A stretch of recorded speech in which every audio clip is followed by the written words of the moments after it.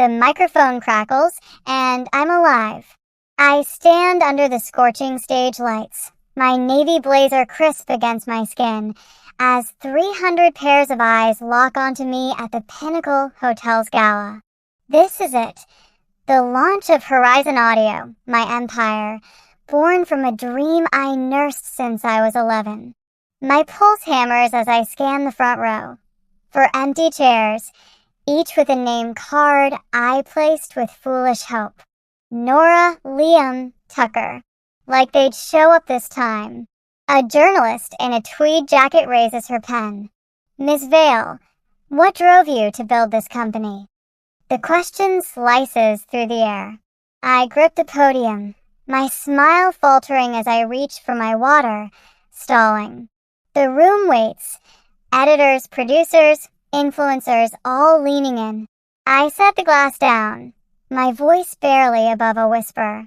It came from knowing what it's like to be invisible. The crowd stills. Cameras flash, capturing the fracture in my polished exterior. I don't cry. I learned early that tears mean nothing in the Vale household. A memory claws its way up.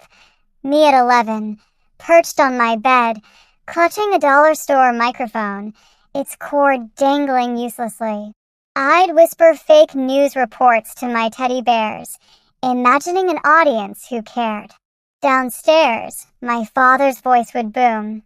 That's my Tucker, future NFL star. Another replay of my brother's junior varsity touchdown.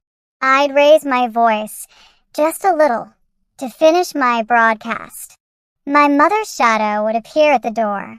Jessa, honey, quieter, please. Tucker's game is on. I'd nod, the microphone heavy in my hands. Later never came.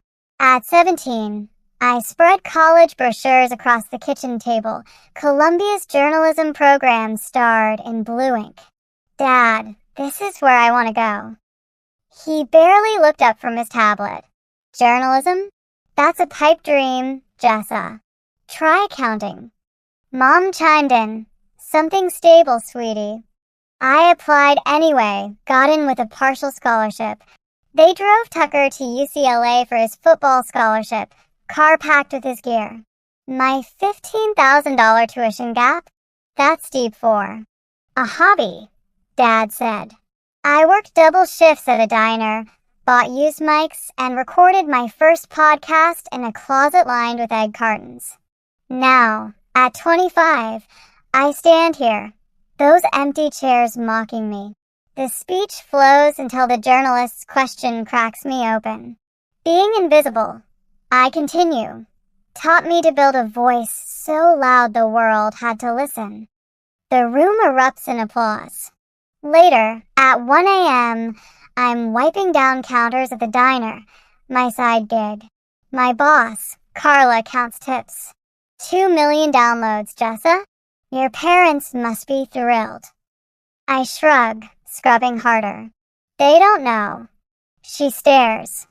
Your voice reaches millions, and they don't know? Thanksgiving at home is a shrine to Tucker. His trophies gleam in what was once my bedroom, my debate medals boxed in the attic. Dad toasts, to Tucker, our pro-bound legacy. My phone buzzes, 3 million downloads this month. I say nothing.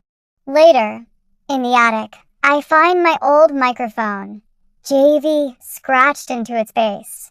An email from Apex Audio offers a major deal, needing a cosigner. I pitch it to Dad.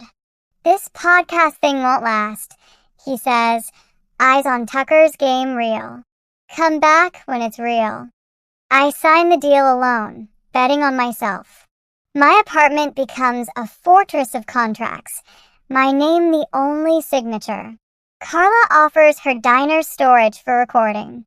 A venture capitalist, drawn by my raw storytelling, invests. At the launch, those empty chairs burn, but the crowd's roar fills the void. My phone rings at midnight. Dad's voice thunders. You're invisible, comments everywhere.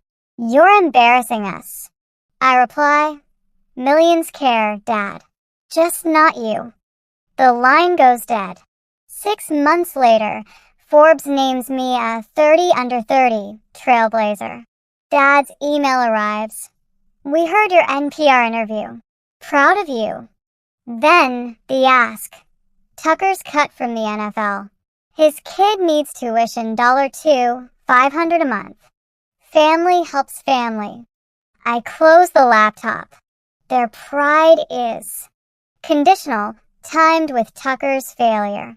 His emails grow frantic. I ignore them.